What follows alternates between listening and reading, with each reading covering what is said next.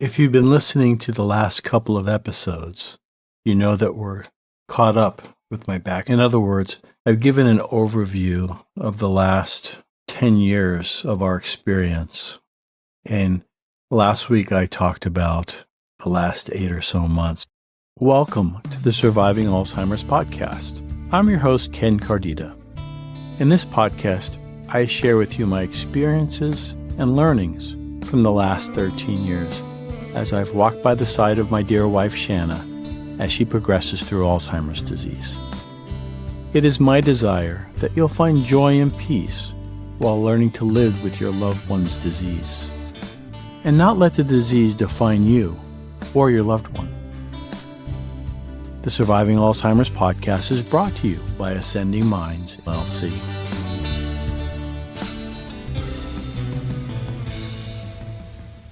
Now that we're caught up with our backstory, the next set of episodes, I will share some of the valuable lessons that I've learned so far. In them, I'll also discuss the journey of how those lessons were learned.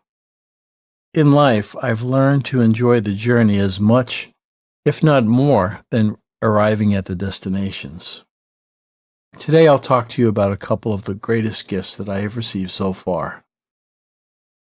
It is my hope that as I share these experiences with you, that it may awaken a realization of some of the blessings you and your loved one have experienced, as well as maybe instill a sense of hope for gifts and blessings that might lie ahead for you in your own journey with your loved one down Dementia Road. But before we get into the episode, I'd like to share some comments. These comments were given to me verbally yesterday at a monthly support group that I attend. It's called Men Who Care. I'll talk more about this support group at the end of the episode. These comments were shared to me yesterday morning from David, the other Ken, Mark, and some of the other people who regularly attend the meeting and who are listeners to the podcast. They each told me how much they appreciated what I'm doing and that they've learned a lot. One person even said they spent a few hours the other day just listening to episodes over and over again. And that really made me feel that doing this podcast is really helping some people. And I'm grateful for those people who have left comments, and especially grateful for those who've reached out to me and told me what this has meant to them. All right, if I go back a couple of years ago, I had felt a lot of despair and a lot of sadness about losing my wife, watching her fade away right in front of me. I recorded this on the 4th of July in 2020, approximately 2.5 years ago. This is what I wrote. We've reached an inflection point. While most people are gathering with family and friends to celebrate the 4th of July, it's just another day here at our house, doing the same routine, dealing with Shanna's Alzheimer's. It's been a hard couple of days. 2 days ago, I was extremely depressed. Yesterday was a little bit better. Today, I had an epiphany. I have almost lost my best friend. I say almost because there are moments, but they're ever decreasing, where Shanna can still feel love and appreciation and connection with me. But the other 95% of the time, she's either a wall of nothing or she's just not happy with me. We were just in the pool, and she did not interact with me at all. I tried to talk to her, maybe play a game with her, but she just preferred to be left alone. For the last few weeks, she has mostly been watching television and sleeping during the day. I go in and I try and interact with her, but she just is not interested. She can hardly communicate a complete thought to me at this time. Sometimes she'll say a few words and stops, or gibberish will come out. Today, I even caught myself struggling to complete a sentence. I'm tired and very despondent. My heart has been slowly breaking for these last 2 years. As time has gone on, the periods of mourning have lengthened and come more frequently. Today in the pool, I came to the conclusion that we have reached the point that Shanna is past feeling when it comes to me, and that she just mostly sees me as someone who bosses her around. Here is what I want to try over the next few days. I'll leave her alone as much as she wants to be left alone. This will be my time to escape. I'll detach my emotions by thinking of her as someone I am a caregiver to, and not my wife or friend. This is to say, I will no longer have any expectations on her being able to meet my emotional needs for any type of validation or for feeling loved or for friendship or even to have adult conversation with. When and if she can provide any of that, I'll consider it a bonus and a treasured moment. But I just can't expect her to be present for me anymore. I have to stop having pity parties for myself. This experience is not unexpected, and I need to deal with it and realize that it's going to progress and get worse as she continues to decline. I need to prepare myself and deal with things as they happen in the best way possible. Now, what followed were days and weeks of her being upset and unhappy. In retrospect, as I look back on it now, at that time, I was only seeing things from my point of view. My loss, my mourning, my frustration with all the changes. Later on, I started to try to see things from her perspective. I realized I could not even begin to understand what she was going through. Her growing frustrations of not being able to communicate and doing even the very basic life skills on her own. I can't imagine what she was going through. It's no wonder that she was very upset and unhappy. And she took it out on me because I was the one who was closest to her and always there. I eventually realized that I had to stop taking things personally and realize that I have a front row seat to seeing the person that I loved the most in my life shrink and fade away week by week, and I could not fix it. That was a hard thing for me to accept and come to terms with. In fact, it took many months for me to accept the many changes that were continually occurring. Now, in reality, as I go back and I read the journal entries around this time period, there were good days intermixed, and it was very much an up and down roller coaster ride at that time. For instance, a week later, it was her 60th birthday, and this is what I wrote in my journal. Wow, what a wonderful day we had. A perfect day of connection, communication, fun, and happiness. Shanna was happy the entire day. Between what we did, FaceTiming and talking on the phone with our children and Shanna's sisters, and also a visit from a friend of Shanna's, she felt loved today. She was even showing affection towards me today. This morning we went to IHOP for breakfast, and we had a great time. Then we went to the store and went and did some shopping for Shanna and got her some new sneakers, pajamas, and a t-shirt. It was an enjoyable experience. No problems. We came home, we relaxed, and we talked to our family during the day. We went to our favorite restaurant for an early dinner, and we hung out at home after we came back from the restaurant. And eventually she fell asleep. She was exhausted from a long day. We were both kind and patient with each other today, and it made all the difference in the world. This day was an answer to my prayers, as yesterday was the exact opposite of today, as were the days that followed. I wrote down these learnings from that day. We do have the power to be positive and stay positive. Keeping Shanna busy in the morning is good. Giving her alone time in moderation is also good. Too much of it, and she gets bored and agitated. I was very aware of what she was able to understand and did not have to make accommodations for her.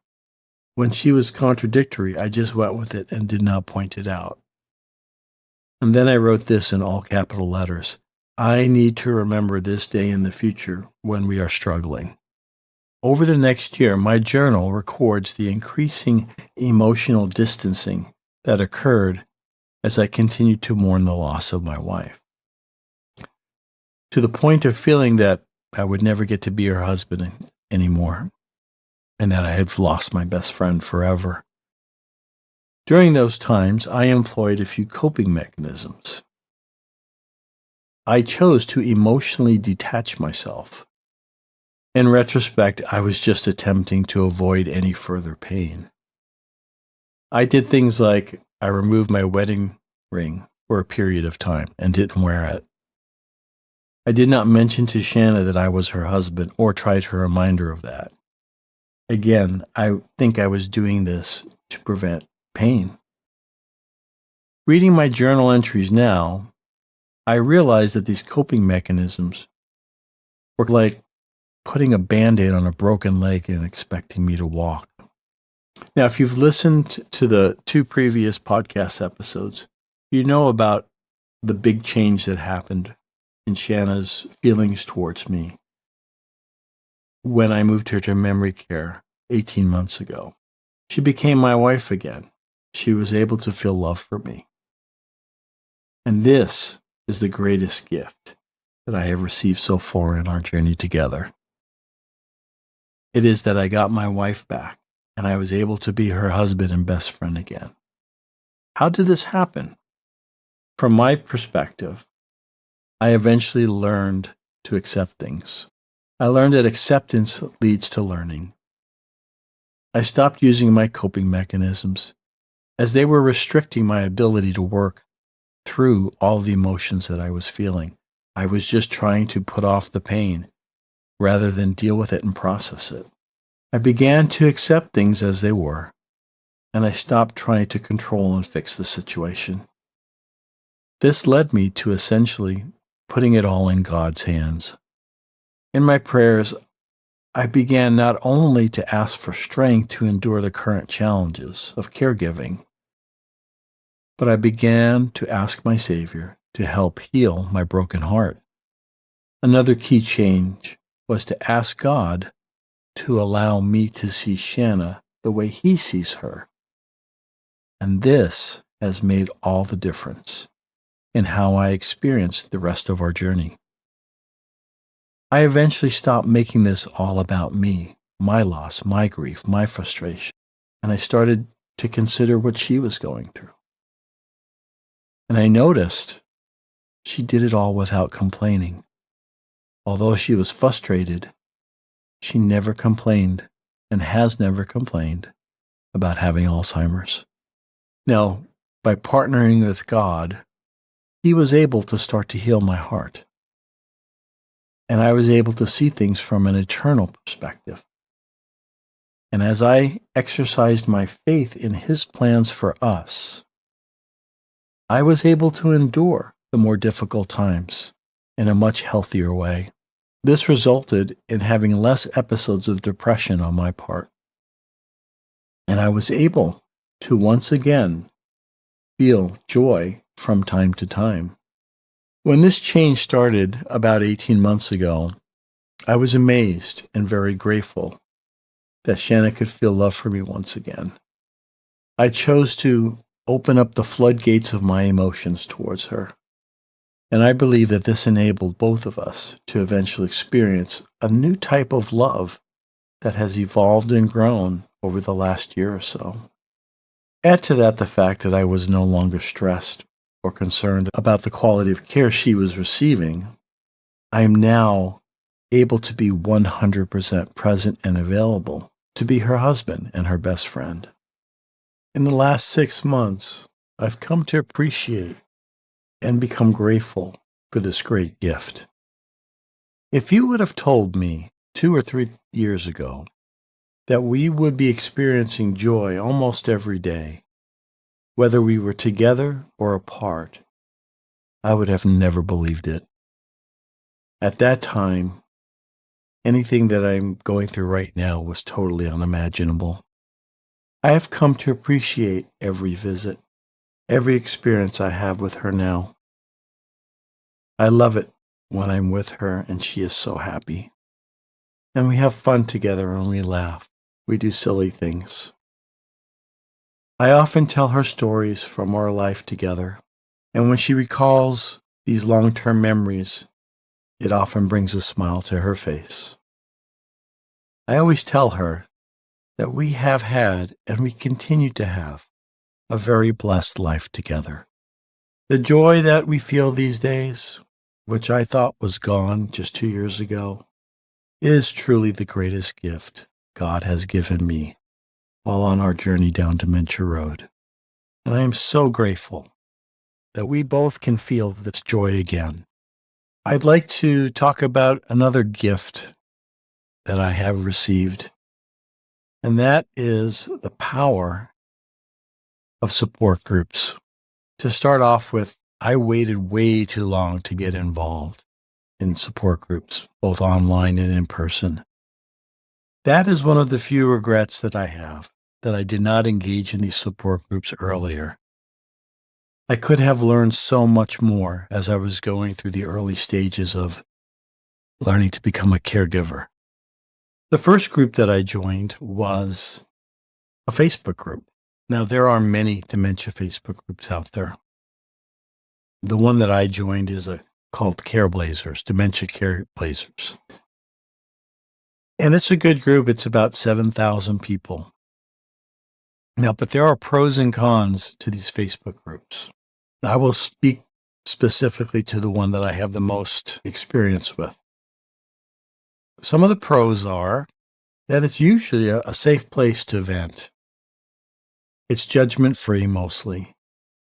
And as you vent and talk about some of your frustrations, you'll see a lot of compassion from a lot of the comments. You'll even get some suggestions of how people have dealt with things. You can also realize that there's a multitude of experiences out there. You'll gain a much broader perspective about your journey, and you'll see that it is quite unique. There are similarities to other people's, but there's also some very different situations. You can also get lots of opinions if you have questions about how to deal with any aspect of caregiving. And these are based on people's actual experiences. You can also be inspired and uplifted by some of the other people's posts. But it isn't all rainbows and unicorns. There are some cons to participating in these groups. You can get overwhelmed by all of the different posts, especially if the group is large and has many posts and many responses. You can get depressed reading some of the sad things that people are going through. There are times that I have to skip a day or two from reading some of the posts because it can drag me down if I let it. One of the other cons is that it may cause you some anxiety over what may or may not lie ahead for you as you see some of the experiences that some people are going through. Ultimately, you need to use your judgment and be able to apply what you read to your experiences. The journey is unique. I have found that participating in these support groups on Facebook are mostly helpful, and I enjoy contributing when I can. Like anything else, I think moderation is the key. And I suggest that you monitor your emotions as you engage in these groups. Now, there are other types of support groups that I find even more of a gift. They're in-person or video chat-based groups. The Banner's Alzheimer's Institute in Phoenix, Arizona sponsors many of these groups. And I'll give you a quick list of the type of groups that they have. They have an adult child support group for adult children who are taking care of their parents. They have a caregiver discussion group, which is a topic-driven discussion. They have a Circle of Friends caregiver support group. These are for people who are friends with people who have Alzheimer's or dementia. Then they have some specialized groups. They have an early stage memory loss and MCI support group. This is both for patients and caregivers. I really wished Shanna and I could have participated in something like this, but we chose not to. Then they have an FTD or frontotemporal dementia support group that specializes in that topic and all the different challenges that arise from that type of dementia. And they also have one for Lewy body dementia support group. Finally, there's a support group that I have attended. It's called Men Who Care. This is a men-only support group. It was started in about 2015. I started attending 18 months ago. In fact, the very first time I attended was the week that I put Shanna in a memory care facility. Now, this group typically is about 18 to 20 people, and it kind of rotates with about 25 or 30 different people. This group is mostly comprised of husbands taking care of their wives. There are a few people who are taking care of a significant other or their mother. There are people who've been attending this group since it began. Many people have attended for multiple years, and there are always new people who join. What's interesting is that all stages of dementia, from the very beginning of being diagnosed till all the advanced stages, people who are caring for their loved one at home, people who have recently put a loved one in memory care, all stages of dementia, and even those who have had their loved one pass away still come back and participate in the support group. So there is a wide breadth of experience amongst all the members of this group. A typical session is about 2 hours long, and there's a moderator from Banner Alzheimer's Institute who moderates the session. We typically do a round robin of updates on how our last month has been. Now, topics are not typically planned, but they always seem to surface as people share their updates. And oftentimes, a person will bring up a topic and then we'll all contribute and talk about it. And it's been very helpful. The topics that typically have come up, a lot of it is dealing with our loved ones' behaviors and the changes that they experience. Also, we talk a lot about what it's like to get our loved ones to start to accept in-home care. Recently, we've talked a lot about moving to memory care and all the aspects of that transition. And just recently, we talked a lot about sharing context for legal advice, financial advice, dealing with the Arizona State financial help for those who need that for memory care, in-home care options. Since most of us are in the Phoenix or Tucson area, we share a lot of local contacts and resources. Things like people who can help you locate memory care facilities and things like that. What I've noticed over the time that I've been involved is that there is a true feeling of brotherhood amongst all the participants. I think this is due to realizing that we're not alone in this and that we can share our honest feelings as things occur. Members often express appreciation for those who may be a little further along as they share their experience, their wisdom, and their learnings. And at the end of each session, I have always felt uplifted and encouraged. It's like getting my caregiver batteries recharged every month. And I would just like to express my personal appreciation to this group of wonderful men who have taught me so much and have really helped me to see things differently. And I appreciate as we interact and share each other's experiences. It's been very uplifting, and it's an honor to be a part of that group. Well, today my intention was to share two of the greatest gifts that I have received in the last couple of years. They have made all the difference for me and how I am viewing this most unique of life experiences that I'm going through. I share these things for a couple of reasons. And it's the whole reason why I'm doing this podcast. The first one is somewhat selfish. I have found that as I share our story, it continues to help me to heal. And I continue to get a better perspective and appreciations for the blessings that Shanna and I have received. The other reason is that if sharing our story can help at least one person, then I am more than happy to put in the effort and to continue doing this podcast. Again, I ask if you know someone who might be able to benefit from listening to this episode or any other episode, please share this podcast with them. And of course, I would love to hear your comments. Please leave a comment in the link in the description for this episode or any other episode, or leave a review. I would love to hear how this podcast is helping you in any way. On our next episode, I'll share how I came to realize that even though Shanna has late-stage Alzheimer's, that if I look hard enough, I can still see that she is inside. And I will also share how I have learned how we can still remain connected, even though her communication skills have more or less faded away. Well, thank you for listening. And as always, I hope you have a great day. Thanks for watching an episode of the Surviving Alzheimer's podcast. If you're new to this podcast, I recommend that you watch the first 13 episodes in order. That way you can learn about our backstory. This will make understanding later episodes much easier.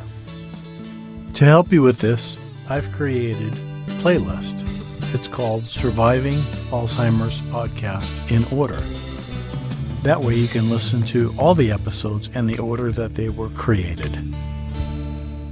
The mission of the Surviving Alzheimer's Podcast is to educate and inspire caregivers, family, and friends who are on their own unique journey down dementia road with their loved one. I would really appreciate it if you could share this episode to anyone who you feel would benefit from it. Additional ways for you to help us reach others are to hit the like button for this video, subscribe to the channel, and click the bell to be notified of new episodes. All of these actions will encourage the YouTube algorithm to share this episode and podcast to other potential viewers.